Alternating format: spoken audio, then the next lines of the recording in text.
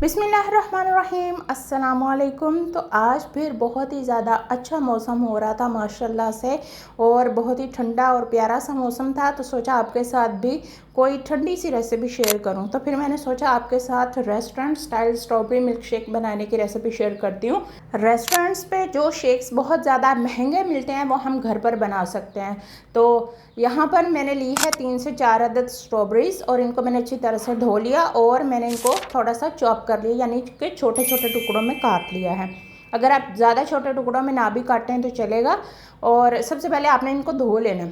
अब यहाँ पर मैंने ली है वनीला आइसक्रीम। ये वाली वनीला आइसक्रीम मैंने घर पर तैयार की है, और अगर आप भी क्रिस्टल फ्री वनीला आइसक्रीम घर पर आसान तरीके से बनाना चाहते हो, वो भी विदाउट मशीन के, तो लिंक आपको वीडियो को डिस्क्रिप्शन में मिल जाएगा। इंशाल्लाह 3 से 4 दिन में मैं ये वाली वनीला आइसक्रीम की भी रेसिपी अपने चैनल पर अपलोड कर दूंगी।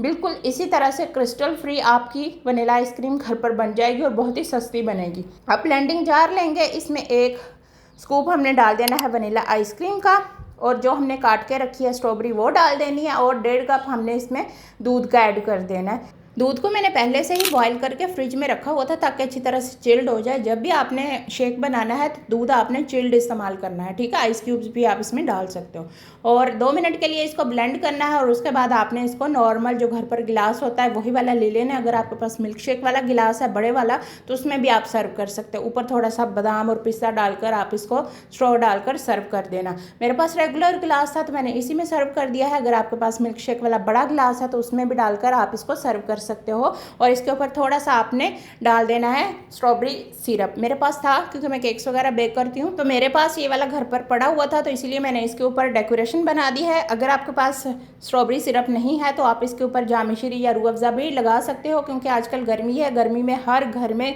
रूह अफ़ज़ा और जामिश्री होता है।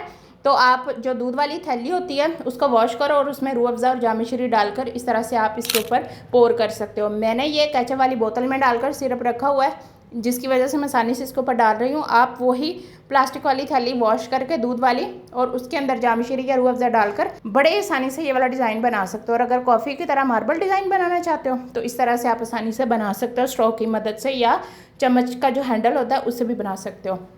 अगेन मैंने इसके ऊपर बादाम और पिस्ता डेकोरेट कर दिया है। दोनों में से कौन सा तरीका इसको डेकोरेट करने का आपको सबसे ज़्यादा अच्छा लगा, कमेंट सेक्शन में ज़रूर बताएं। मज़ीद आसान और अच्छी वीडियोस देखने के लिए चैनल को सब्सक्राइब करें, वीडियो को लाइक करें, दुआ में याद रखें। अल्लाह हाफिज़।